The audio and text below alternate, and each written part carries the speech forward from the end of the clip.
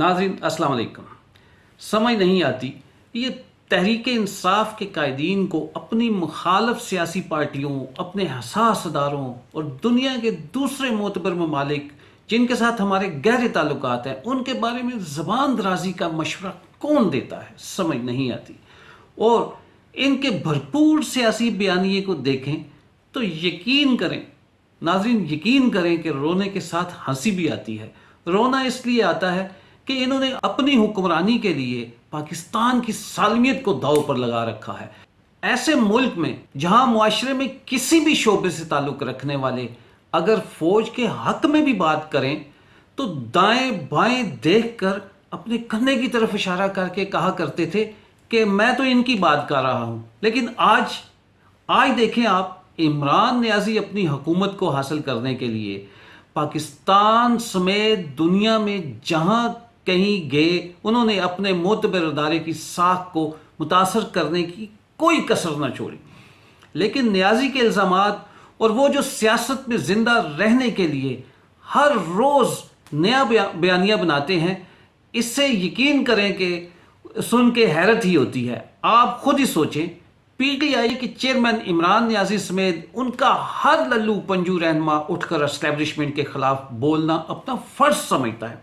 आप देखें, ये कोई बात है कि लॉन्ग मार्च पर हमला होता है और हमले के ज़ख्मी अभी हॉस्पिटल भी नहीं पहुंचते कि इमरान नियाज़ी की तरफ से वज़ीर दाखिला राना सनाउल्लाह, वज़ीर आज़म मियाँ शहबाज शरीफ और एक आला फौजी अफसर का नाम हमला करने वालों में फाइनल भी हो जाता है और कहा जाता है कि इन्होंने ना सिर्फ मुझ पर हमला किया बल्कि अरशद शरीफ को भी टारगेट किया है।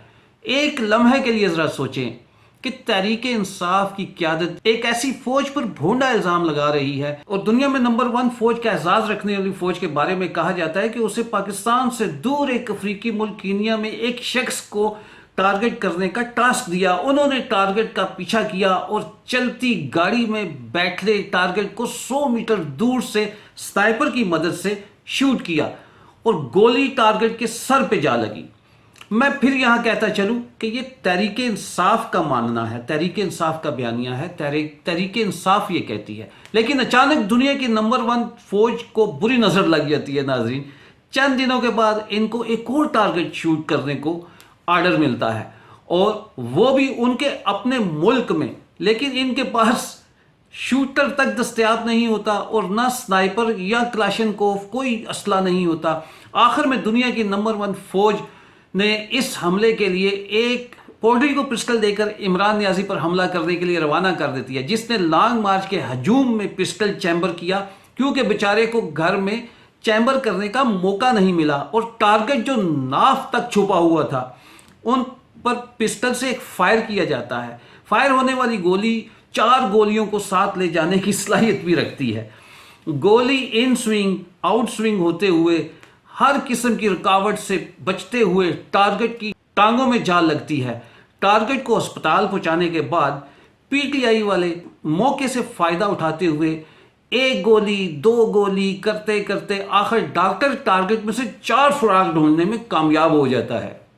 अच्छा नाज़रीन, पीटीआई का तंज़ो मज़ाह से भरा बयानिया यहीं ख़त्म नहीं होता बल्कि एक नया रुख अख्तियार करता है और पीटीआई वाले ये कहते हैं कि कप्तान डट कर खड़ा है, मुल्क छोड़ कर नहीं गया। इनकी खुशफहमी रफा करने के लिए अर्ज करता चलूं कि ये मुल्क छोड़ें तो जाएं कहाँ, किस मुल्क में जाएं? कोई मुल्क छोड़ा है इन्होंने? बरतानिया जाते हैं तो उन्हें आरफ नकवी को मनी लॉन्ड्रिंग के जिस केस में धर रखा है, वो मनी लॉन्ड्रिंग तो आपको पता है नाज़रीन के तोशाखाने के लिए की है। तो ना तो ये बरतानिया जा सकते हैं और ना ही क्रियान के डर से अमेरिका जा सकते हैं। रूस भी नहीं जा सकते क्योंकि वहाँ पुतिन ने इनको पकड़ लेना है कि आए तो आप सिर्फ फ़ोटो सेशन के लिए थे और वापस जाकर दावे पे दावा करते हैं कि मुझे रूस जाने की सज़ा दी गई है, मेरी हुकूमत छिन गई है क्योंकि मैं उनसे सस्ता तेल ख़रीदने गया था, मैं उनसे गंदम लेने गया था। दुबई भी नहीं जा सकते क्योंकि उनका इसने तोशा खाने से चुरा कर शाही अतर भी फ़रोख्त कर रखा है। उन्होंने तो सीधा सीधा पूछना है, आपको अगर जनाब पैसों की इतनी ही ज़रूरत थी तो शौकत खानम के लिए حسب معمول ہم سے زکوٰۃ مانگ کر چپکے سے ڈکار جاتے۔ آپ نے ہمارا شاہی عطر فروخت کیا، اور وہ بھی موزنوں، قاریوں اور مولویوں کو عطر فروخت کرنے والی دکان پر۔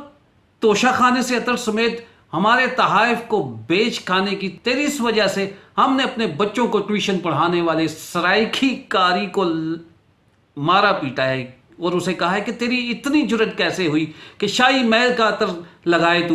اس نے جلدی سے قرآن سر پہ رکھا اور کہا کہ میں نے قاری بلال کی دکان سے خریدا ہے۔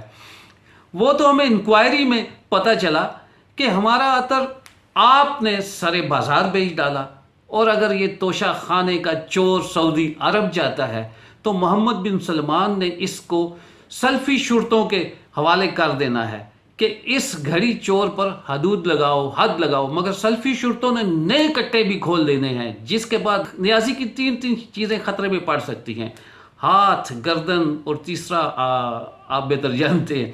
اگر ترکی جاتے ہیں تو طیب اردوغان نے سیدھا ان سے سمپل سا ایک سوال پوچھنا ہے: یہ ارطغرل والا ڈرامہ میں نے آپ کے لیے بنایا تھا یا اپنے لیے؟ آپ کی اتنی جرت کیسے ہوئی خود کو ارطغرل باور کرنے کی؟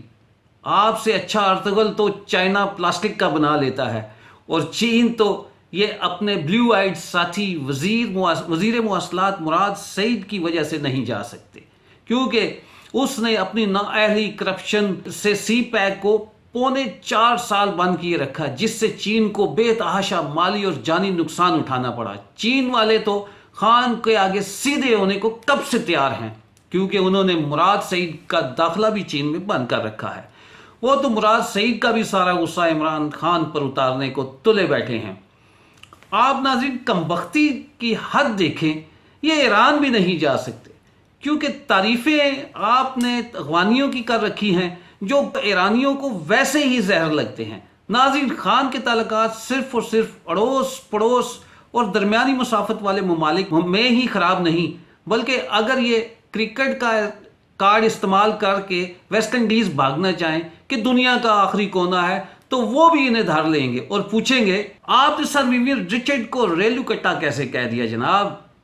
آپ جانتے نہیں وہ ہمارے لیے کرکٹ کے خدا ہیں۔ یہ تمام کی تمام پابندیاں نیازی کی کامیاب خارجہ پالیسی کی ہی برکت ہے کہ آج نہ تو یہ گھر کے رہے اور نہ گھاٹ کے، اور اس کے فالورز کو تو 21 توپوں کی سلامی دینے کو دل کرتا ہے، جو سوشل میڈیا پہ یہ کہہ رہے ہیں کہ ہمارے خان تو ویسے ہی پاکستان میں گولیاں کھاتے پھر رہے ہیں۔